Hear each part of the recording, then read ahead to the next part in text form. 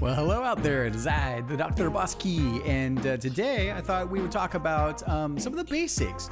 So, coming full circle after a long period of time, about a year on this project of working with Shmup Creator, maybe just over a year at this point, I realized that I learned a lot, and specifically I thought I'd do a few tests to come back to the perspective of what it looks like when you're kind of brand new and you're just trying to figure out your art.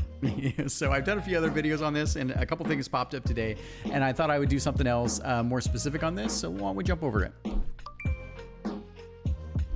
Okay, first and foremost, super cool here. So, Fun and Games in the Discord server basically said, hey, today's my first day diving into bringing my own art assets into Shmup Creator. My sprites are fairly large in dimension, small in file size, because it uses vector art in this case, and I scale them down in the game to fit my purposes.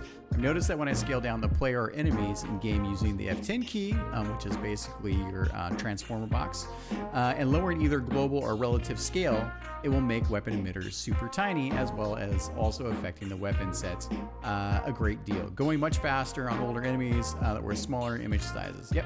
Anyways, is there any way to keep the weapon emitters arrows the same size while editing within Shmup Creator? I only want to scale the sprite size. Maybe there is a better option to do this.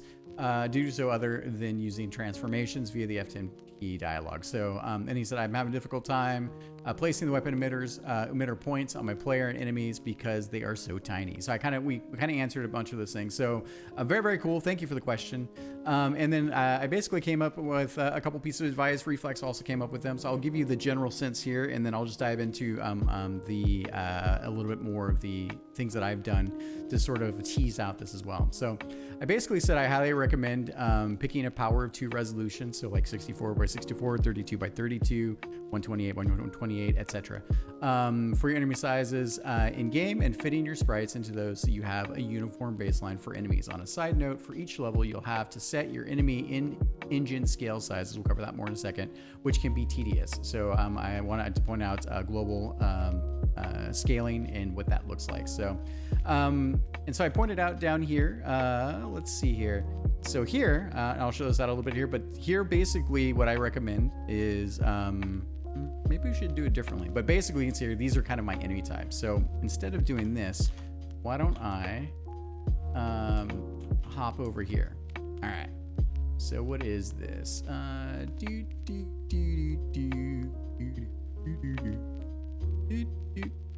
Present, there we go, present, all right, okay, there we go.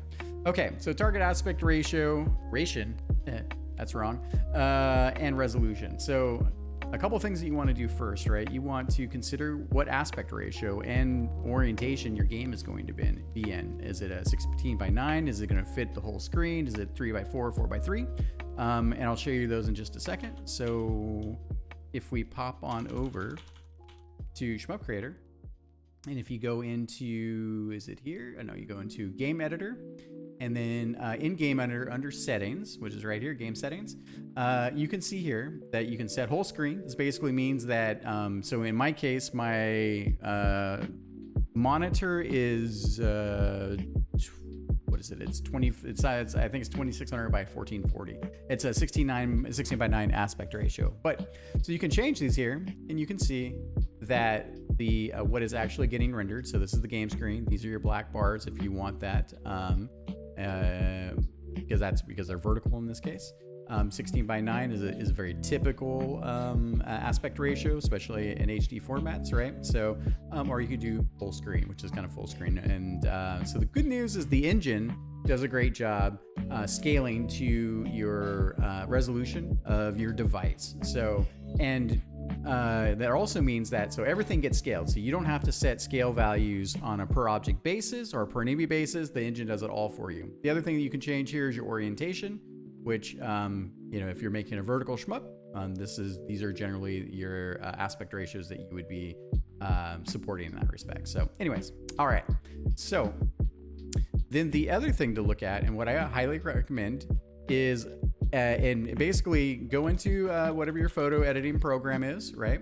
And do 2 things for yourself. One is you should set a resolution. So in this case, 1920 by 1080 is kind of my target resolution. You could be 1280 by 720 if you want, but I kind of want to support, high definition graphics. That's the thing for me. So, but if you're supporting like a low resolution, like pixel art style, like 8-bit or 16-bit kind of style, you might actually want to have a lower resolution, and then in the engine, you would set a global scale value to then basically scale up your art. The engine has a really nice scaler in it to make it fit for larger screens without losing essentially the same visual fidelity you want for your pixel art style. So, but it also kind of starts here, right? So you want to set up basically what you consider your game screen, and then you want to think about what's the size of your player.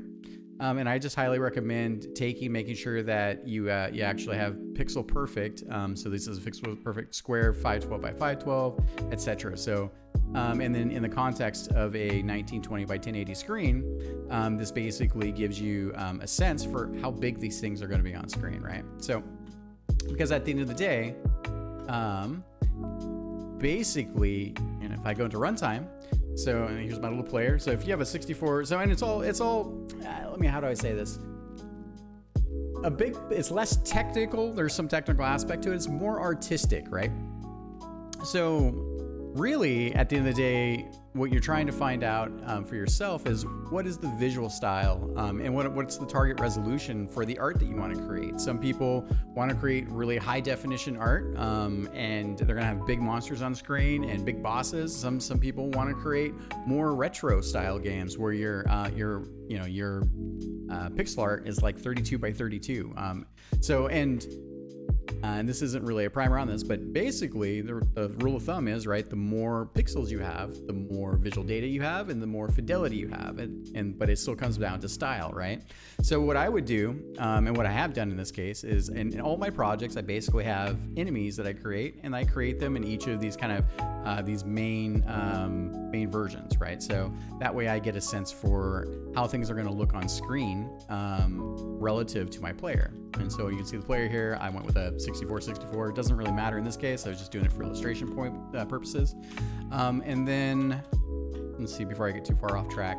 And then the next thing is, right, is now that you know how you want in your editor, because here I can see, right, like basically I've got 4 512 by 512 enemies, and the horizontal resolution is 1920. So these 512 by 512s don't fit 100% within a 1920 width resolution, right? So, but that doesn't really matter for me. This is just for me to illustrate a point for myself. And then now that you've got this perspective here, I also did one other thing, right? Which is I basically created the same thing, a native resolution of 1920 by 1080, and then I basically added, I divided it up into grids, so 32 by 32 grid squares. Doesn't completely flesh out, but then I put the circles in the corners, right? So that way I have a sense for how things map in engine. Okay, ooh, that's a lot, right? So let me just. I think what I'll do is I'll let that soak in for a second. We'll flip back over to the deck because I want to show you some other things. But so that's aspect ratio. That was the resolution. Okay, so now we want to talk about scaling in engine globally and scaling in engine locally. And this is kind of to the question we got earlier that we were answering, right? So in this case, you have a couple other things that are important for your base setup, right? So we talked about, hey, get your enemies into the world, figure out, oh, that's rotated for some reason. Why is that? Oh, I know why. That's because I did this. Left that unchecked. That's all it does. Oh, that's also, by the way, question-wise. So some people ask this, which is basically in game orientation, what does that do? So it doesn't change anything scale-wise. All it does, because we're looking at a 3D engine and it's doing 2D gameplay. So when you have when your game orientation is set to vertical, it rotates all of your enemies then to be in the vertical axes. So and if you see here, I went back to that, and if I pull out another guy here, now he's not rotated, right? So totally fine. Okay, so let's see here. So yeah, so get your guys in there. Also on the player side, this isn't too much of a, so here I just set the player here, right? Under the player, you can also set up your graphics. So here, how big is your player? How big does your player need to be? And the rule of thumb is, right, is that it's all about kind of what you prefer. If you want a really big player craft and you want extra resolution, okay, great. Then test that out. How does that going to feel against other enemies? What type of classes of enemies do you have? Do you have small enemies, like popcorn enemies, medium enemies, giant enemies, huge screen filling enemies? And how did your player size, your player graphic feel in comparison to those? So sometimes game development is like that, right? So, but kind of coming back to this, giving you a sense here, this is how 64 by 64 player craft feels against these larger, progressively larger size enemies, right? So, and so the other thing here is what I did is coming back into this is I set up that 1920 by 1080 graphic, and then I put it in the grid squares, right? And then you can see the circles here. And then all I did was, if you go into level properties, you drop your image in your pictures folder, and then I just selected here. I know I named it the 1920 by 1080 grid, right? So, and that gives you the opportunity to start to line things up. So that's a couple things. So you want to get your player craft, your enemy sprites together, have generic power of 2 resolutions. The short version is it's not such a big deal with modern graphics cards at the end of the day, because the GPUs fill in the missing spaces on the sprite sheet, but the reality is it's wasted space. So and power 2 allows the GPU to essentially create texture maps that are friendly to read. So there's some other things for that too that are going to help you in terms of sprite sheets, but this isn't really about that. Okay. So after you do your first test scene setup, right? So I had to do some fudging here to kind of get something close. So the important thing to know is these are all native resolution sizes, right? So, and if you decide you want to have like a 2048 by 2048 texture, right? Then if I make if I do a copy of that, and I do the transform editor, and so that would be 400%. Yeah, should be fine. Okay, cool. So say you want a giant texture, right? And you have a giant texture just like that. Well, the reality is that if you have a giant texture that's 2048 by 2048, and you decide to then scale it down, right? So you want to scale it down to, I don't know, to 25%. So what happens is all of your pixels, right? You can do it, but you're going to get scaling artifacts as well. It's generally better to do your scaling with your graphics before you do the in-engine scaling. But also, the reality is that this would be a giant texture, and that texture that pixel information would be wasted, right? Because it's only showing up if your whole screen is 1920 by 1080, sorry, and your enemy is 2048 by 2048. Then the reality is that it's a giant image, and when you scale it down, you're still paying all the memory cost and the GPU rendering cost for that image. So it's always, in my opinion, best to try to get your art to be 1-to-1, meaning that it's the native aspect resolution and that it shows up at the sizes that you would like. And you want to you got to fudge a little bit to figure that out, right? So let's go into that for a sec. Okay. So with that being said, this is kind of like a base setup, right? So I showed you the background that we set up. I showed you the enemies and the player that I pulled in. So now you want to go into your camera object, right? And by default, your camera object, I believe, is a global height of 180. So if you take a look at the perspective camera, we're just clicking that here. So here we go, right? This is basically rotating the whole 3D scene to its side, so you can see that this is what the camera is looking at, right? And if you real quick hop on over to the documentation, you can come on over and you can do a quick read up on the camera. This isn't a full tutorial for that, but there's some really good stuff to think about here when it comes to your global height, right? Also and then also your field of view, right? So, and this is what the camera sees. So again, not a huge tutorial on this, but it's an easy read. Take a look at it.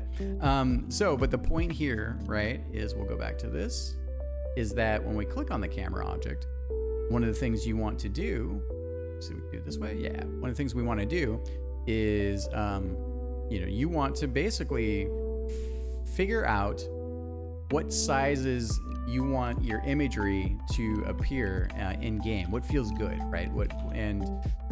That way you can target the resolution for those graphics at a size that gives you the right fidelity, but also takes up the screen space, the right kind of screen space for, for the player, right? So like big, if you take a look here, right?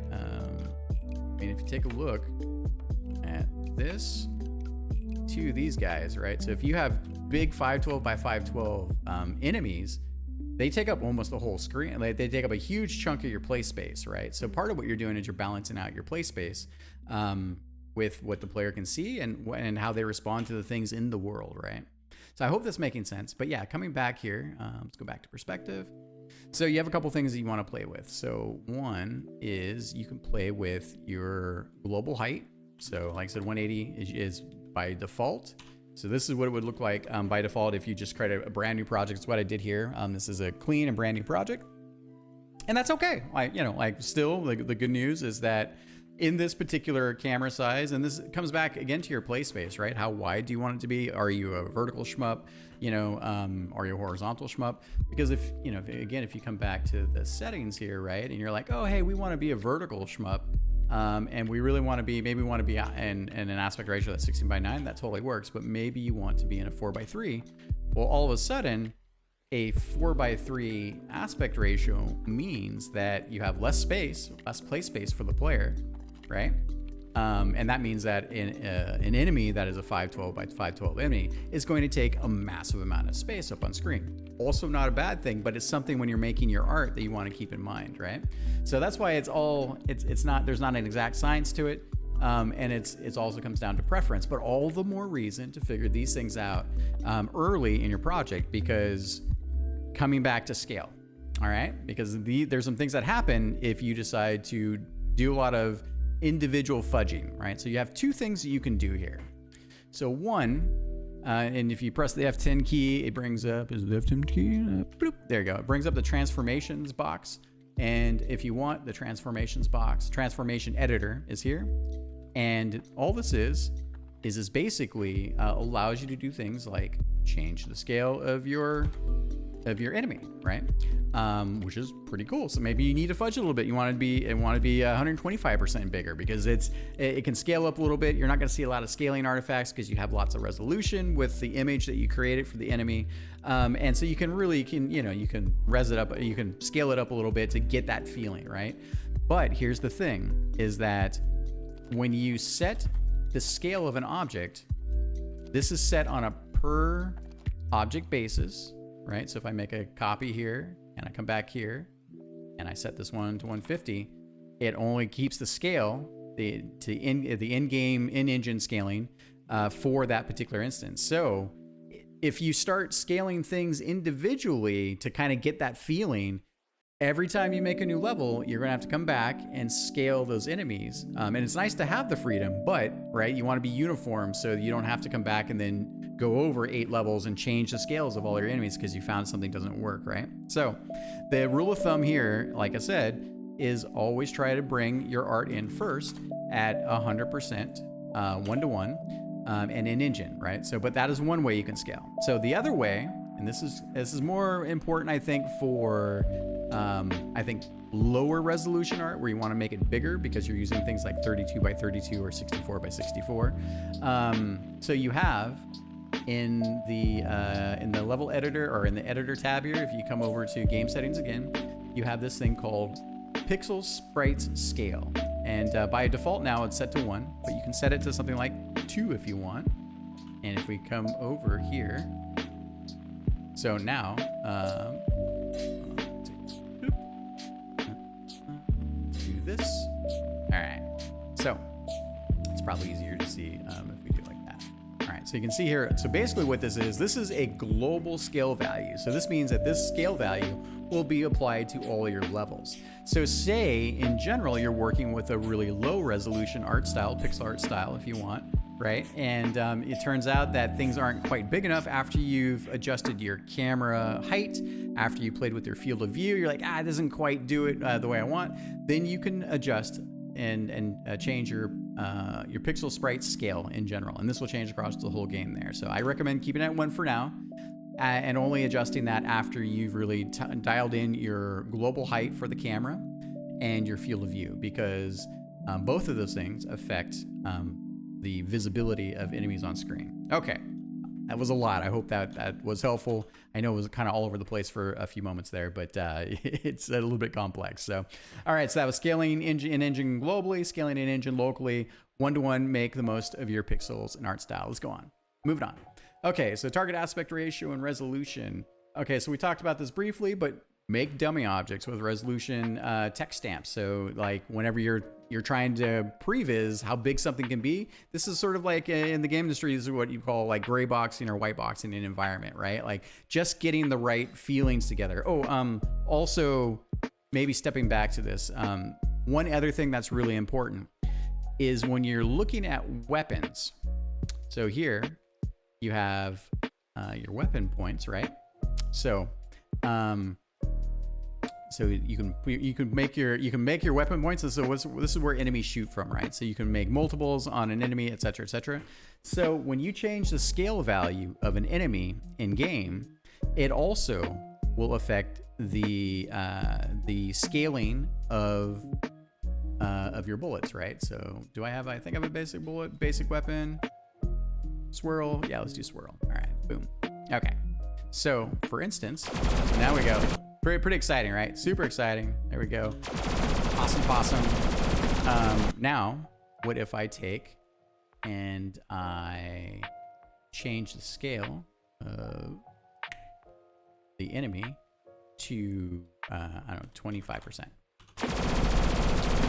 So notice that's a huge difference in the way that the weapons behave relative to the scale of the enemy. And the reason why the engine does this is because it's trying to be helpful, because you don't want to have to retweak your weapons all the time. You want your weapons to, relatively speaking, be scaled with the enemies. Now, some other things happen if you have gravity affecting the bullets and a bunch of other like speeds. So what will happen is if you bring all your art in at one scale, you start tweaking and tuning your weapons for that enemy. And then you decide that, oh wait, because for me what happened, right, is I had a lot of low resolution artwork that was prototype placeholder when I got started.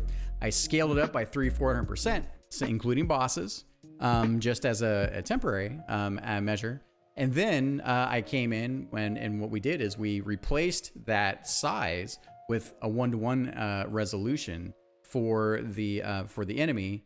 And then I had to go back and adjust and tweak and tune all the weapons attached. So another reason why you want to be careful with the way you think about your art, right? So the solution is always scale your art natively before you put it in engine to the size that you want on screen. That's kind of the core of what we're talking about, right? So, but that's one of the tack-on effects of how the engine works, and that you should be aware of, right? So. I think there's some other things too, right? So I'll give you an example of like 300 there. I think there's some other things as well. If I take a look here. Now, let's take a look. Let me take this back to where we're at. I didn't want to get too deep into weapons here. It's totally possible when you have weapons, of course. If I come back over here, you can come into weapons and you have a thing called bullet size, right? So you can go from 1 to 10. So you can kind of counter scale, but it's fiddly, right? So it takes time. So the main thing, and it's the power of the engine, which is great. You can iterate very quickly. That means you can get a lot done, but that also means you can iterate yourself into a place where things feel good. And then as you're changing other things, you have a causal effect that means that you have to go back and then retweak and tune essentially things like shot patterns and bullet speeds and bullet sizes. So these are some of the tack-on effects to that. Okay, so let's see here. Let's pop back over. Okay, target aspect ratio and resolution. We talked about that. Dummy objects, conduct your own tests. Yep, as early as possible to avoid reworking later. Yep, so that was all that there. Let's take a look. All right, so a couple gotchas and we'll close this up. So one of the things to keep in mind is animations, right? So the very, very basic version of animations is, let me take a look here. Let me load a project. 1 second. APK shoot 'em up. Sure. All right.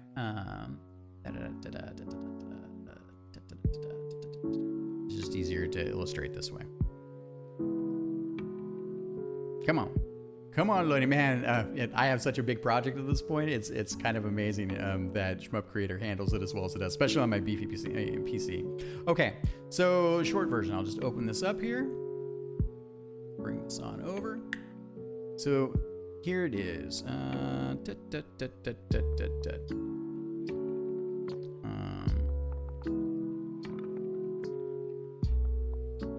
a good example. Okay, so here's a good example. All right, so I know that the target resolution for this enemy is 128 by 128, and that's what we authored him. So here's another little pro tip out there for you. So in order to make things future-proof, and if you have the time, it's always better to work at a higher resolution and to scale down. Now, don't go crazy. Our rule of thumb is we try to work at 2 to 3x the resolution, right? So in this case, we typically wind up working in a 512 by 512 for the enemies. But if you work in 512 by 512 and you scale down to 64 by 64, you're going to lose a lot of pixel data. There's nothing to, you just don't have the amount of pixels for that, and your art isn't going to look super great. So you need to think about that when you're making your own art. But we do it in a way to allow us to be future-proof, because we might do, I don't know, maybe we'll do a 4K version of the game at some point. Who knows, right? The thing is that taking art and scaling it up, you can only scale up so much before the art falls apart, and then you have to kind of remaster. Yes, you can run AI algorithms and a bunch of things and scalars, and it can be better, and it's a lot better than it ever has been. But why not work in your high resolution, even though 512 by 512 isn't the version of this guy? But if I wanted to do, for instance, a boss version of this guy, I would already have a nice big texture to start with, right? So we author at 512 by 512, and then we scale down to then hit our target resolution. So anyways, long story short, the thing here you want to keep in mind is, since you're working with sprite sheets, you want to think about animations. Or are you going to have animations? What's your animation style? And if it's like, oh, we're only going to have 1 or 2 frames animations, or we're going to have 4 or 8 or 16, 24, whatever it winds up being, you want to make sure that you keep that in mind. So because if you make big 1024 by 1024 sprites, and you want to animate them, if you want to do 4 frames, that's going to be a 2048 by 2048 sprite, right? So those images become much bigger, and that kind of leads us into the last thing here, right? So, which is gotchas. Yeah. Okay. So we talked about that. Keep in mind, right? And I illustrated here with 128 by 128 at 8 frames becomes a 512 by 512 sprite sheet, right? And the engine does a great job handling big textures, by the way. And probably the last thing you should know is don't ever go over 8K by 8K resolution. Things will happen where the texture gets clamped, so it can actually import. Sometimes the engine might crash. It tries not to. So the other thing too, right, is that if you have a big 8K by 8K image, how much of that is the player seeing? Because if you're just scaling it down, you're wasting a lot of pixel resolution at that point. It also takes a little bit longer to load these assets. They cost more to render in terms of GPU time, and they take up more memory, right? So, all those factors go in to keep your game running as smoothly as possible. So you always try to target only the resolutions you absolutely need. And if you make exceptions, go into that eyes wide open. Okay, and I think probably the one last thing here, what was that? So don't go over 8K by 8K. I think those were the main things. Okay, all right, that turned out to be a lot more than I expected. I hope this was super helpful for you guys out there. Thank you very much for the questions. Let me double check the Discord, just bringing it back to this. I think that was how we answered some of the questions as well. So Indie Game Dude, thanks for that. And so he's on the right track there. Reflex, thank you very much for your shout outs there and being helpful. Such a wonderful member of the community, Shmup Creator community. I love seeing your posts as well. And so he basically gave also guidance here, right? So import your artwork into Shmup Creator. In Shmup Creator, make sure all artwork is set to 0 and on the y-axis. All art at the same time, and all art will have the same relative scale as they were in your image editor. Oh yeah, actually, that's probably worth pointing out. So coming from the Photoshop world where I use the Alt key, let's take one of these guys here. So this gets me sometimes. So here, bring up the transform editor. So you have the y-axis, right? And remember, we're in a 3D environment. So if you use the y-axis and say you go, I don't know, 30. Now you'll notice that this scale for the grid jumped up. And so this enemy is now closer to the camera, right? So so you can take a look here. Whoops. So yeah, and if we, for instance, say we do that, I don't know, 100. Oh wait, I get this out of the way. So notice the enemy is getting closer to the camera, right? So this gives you makes the texture bigger in that respect, right? And there's a shortcut. So if you hold the Alt key down and you click and drag, you can also adjust, right? So you can go the other way too, right? Where you go minus 300, bloop, and now that enemy is much smaller in the background. So the other thing that this does for you, and this is kind of advanced. So the reality is, if something's not working, I killed the enemy. Take a look here. So the reality is that if you have parallaxing of enemies that are behaving differently, they're moving at different speeds relative to your other enemies, and you can fudge this a little bit to create some interesting effects. But you should be aware and always double check that you have the Y distance set. And so what Reflex is recommending, and I recommend the same thing, is always make sure all your assets come in at 0 on the Y. Also the same thing for your camera. Always make sure your camera, I usually like to keep mine at 0 just on the X where I can. Otherwise you may have some other issues. And I also grab my things by accident, and I know I've just conditioned now to see like, oh wait a minute, the scale, the grid changes when I click on this versus the enemies, and that's a little bit of a gotcha. So thank you, Reflex, for that. Just double checking. Target screen resolution. Yep. So Reflex gives some interesting guidance on field of view and pixel sprite scale, right? So if you're in a much lower resolution, also lower resolutions mean your game will run faster. And he gives kind of a global camera height there. Target screen resolution 1920 by 1080. 258 is kind of what he's looking for, or what he's set to in that case. I think what I found isn't quite 258, but I think it's 252 for me. And that's probably one other little thing that's worth noting, right? If we go back to, man, I'm just going on and on. Sorry. Not so sorry. I know how these things go. All right, so art test project. Don't want to save those changes. This is how we get into trouble. I'll load the main level there. And I think for my own testing, perspective mode, camera. Oh, I think I actually wound up changing. Oh, because I changed it and I didn't say that. I think it was 258 was what he was suggesting. So at 258, what I found is that because I know this is a scale of 1920 by 128. So here you can see that your and again, this is just fudging, right? So that that your camera, let's see. So the distance of your camera and the distance of the images at 1:1 rendered in the camera, you can tell there's a little bit extra, but it's totally fine. I think the point still stands there, which is good. So I think I came in at 251 maybe. No, I think it's 252 for me. At 30 for the FOV. Let's see, not 2500. 252. All right. Yeah, there you can see that Again, 1920 by 128. I know at the very edge of the texture itself that I can see these green guides, which is good. And then the last thing to also point out here, and this might trip up a few folks as well.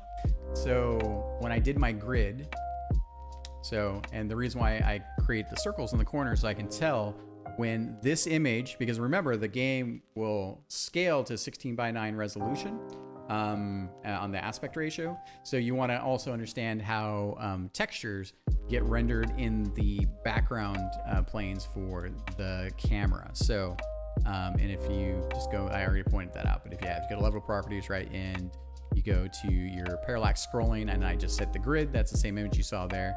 And then here, you can tell, right? So the way it clamps the texture, so I can tell that I have basically 132 by 32 box on both sides that that isn't being rendered, but that's totally fine. So just knowing that the engine deals with that, and then when you're making your art, keep that in mind.